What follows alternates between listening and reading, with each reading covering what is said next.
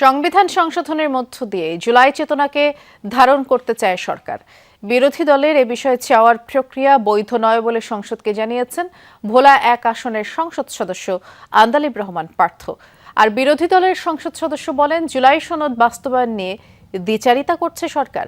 Speaker Hafiz Uddin আহমদের সভাপতিত্বে জুলাই জাতীয় সনদ বাস্তবায়ন ও সংবিধান সংস্কার পরিষদের অধিবেশন আহ্বান করা নিয়ে বিরোধী দলের মুলতবি প্রস্তাবের উপর চলমান ২ ঘণ্টার আলোচনায় এখন পর্যন্ত এসব বলেছেন সরকার দল এবং বিরোধী দলের সাংসদরা।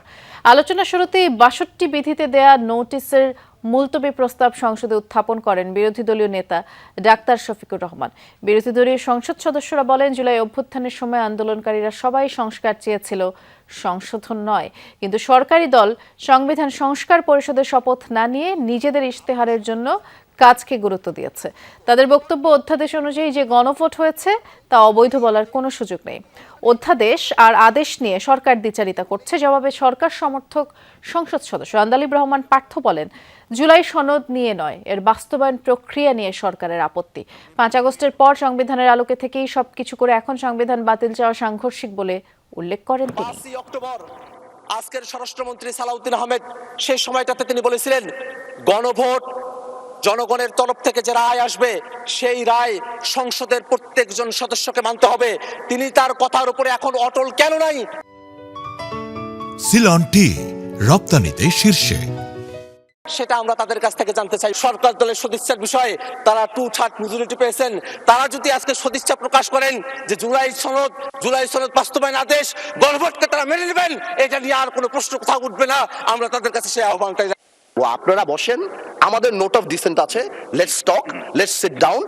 জনগণ যদি 70% ভোট অবশ্যই গণভোটে দিয়েছে, জনগণ কিন্তু সংবিধান পরিবর্তন করার জন্য 51% ভোট আমাদেরও দিয়েছে।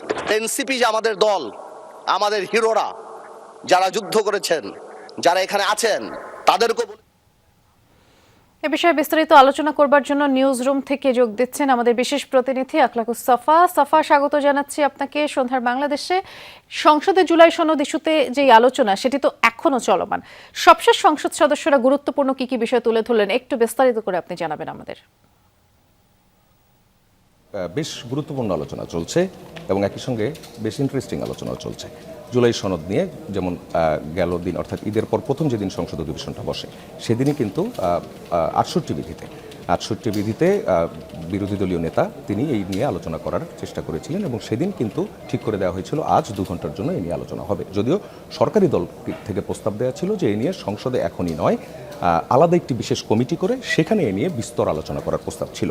যাই হোক, আজ সেই আলোচনাটি চলছে। ২ ঘন্টার যে আলোচনা, সেই আলোচনাটি ৫টা ৪০ শুরু হয়েছে, এখন পর্যন্ত আলোচনা চলছে।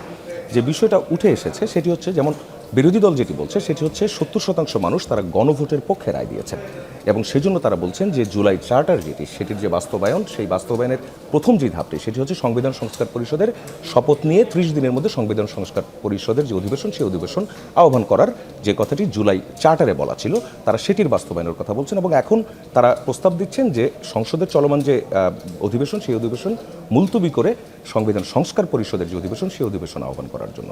এবং তাদের পক্ষ থেকে যেটি বলা হচ্ছে সেটি হচ্ছে যে যেহেতু সরকারি দল সংবিধান সংস্কার পরিষদের যে শপথ, সেই শপথ যেহেতু তারা নেয়নি, তারা এই নিয়ে দ্বিচারিতা করছে এবং আজ এ নিয়ে তারা বিস্তারিতভাবে তুলে ধরছেন। ৭০% মানুষের ভোটের কথা বলছেন। সেখানে আবার সরকারি দলের পক্ষ থেকে বলা হচ্ছে এই ৭০%-এর মধ্যে ৫১% আবার যারা, তারা কিন্তু সংবিধান সংশোধনের পক্ষে ভোট দিয়েছেন, অর্থাৎ সরকারি দলের যে ইশতেহার রয়েছে সেই ইশতেহার অনুযায়ী ভোট দিয়েছেন। সেই অনুযায়ী সরকার বলছে যে সংবিধান সংশোধন করতে চায় এবং সংবিধান সংশোধনের জন্য যা যা করার দরকার তারা তা করবেন। এবং জুলাই সনদে তাদের যে নোট অফ ডিসেন্টগুলো ছিল, সেই নোট অফ ডিসেন্টগুলোকে বাদ দিয়ে এককভাবে যে 4টি প্রশ্নে গণভোট নেওয়া হয়েছে, এটিকেও তারা অবৈধ বলছেন। এবং এর বিপরীতে বিরোধী দলের যারা, তাদের আবার বক্তব্য রয়েছে। তাদের বক্তব্য হচ্ছে, যদি অবৈধ হয় তাহলে তাদেরকে দিয়ে অবৈধ কাজটা কে করালো? স্থানীয় সরকার নির্বাচন না দিয়ে কেন সরকার ৪২ জেলায় জেলা পরিষদে প্রশাসক নিয়োগ দিল? তারপর ৫ থেকে ৮ আগস্ট দেশে কোনো সরকার ছিল না, তখন কোন সংবিধান বলবৎ ছিল? বর্তমান আইনমন্ত্রী যিনি, তাকে উল্লেখ করে বলা হয়েছে অ্যাটর্নি জেনারেল ছিলেন তখন তিনি, কেন সেটা কোন সংবিধানের বলে? এইসব যে প্রশ্নগুলো করা হয়েছে, সেই প্রশ্নের উত্তরে সরকারি দল থেকে কিন্তু আবার বলা হয়েছে ৫ আগস্টের পর বিপ্লবী সরকার গঠন না করে আগের সংবিধান অর্থাৎ এক্সিস্টিং যে সংবিধান সেই সংবিধানের আলোকেই যেই সরকার গঠন হলো এবং সুপ্রিম কোর্টের যে আদেশ সেই আদেশকে কোর্ট করেছেন এবং সেটি দিয়ে বলছেন যে এটি সংবিধানের মধ্যে থেকে সেই সংবিধান বাতিল চাওয়া এটা আসলে অবৈধ এবং এই কথাগুলো কিন্তু তারা ঘুরে ফিরে বিভিন্ন সময় বলছেন এবং জনগণের 51 ভাগ যেটি আপনাকে আমি বলছিলাম। আবার জুলাই আন্দোলনে অংশগ্রহণ করা নিয়ে বিরোধী দল এবং সরকারি দলের যে অংশগ্রহণ সেগুলো নিয়েও কিন্তু এখনও পর্যন্ত বাকবিতণ্ডা চলছে। সরকারি দলের পক্ষ থেকে বলা হচ্ছে তারা জুলাই সনদ অক্ষরে অক্ষরে সবগুলোই পালন করবেন, কিন্তু বিরোধী দল যেই প্রক্রিয়ায় এর বাস্তবায়ন চাইছেন সেই প্রক্রিয়াটি অবৈধ, সেটি কিভাবে করা যেতে পারে তা নিয়ে আলোচনার আহ্বান সরকারি দলের সংসদ সদস্যদের। আপনার মাধ্যমে আমরা বিস্তারিত শুনছিলাম, ধারণাও পেলাম, দর্শকরাও শুনছিল। ধন্যবাদ জানাচ্ছি সাফা।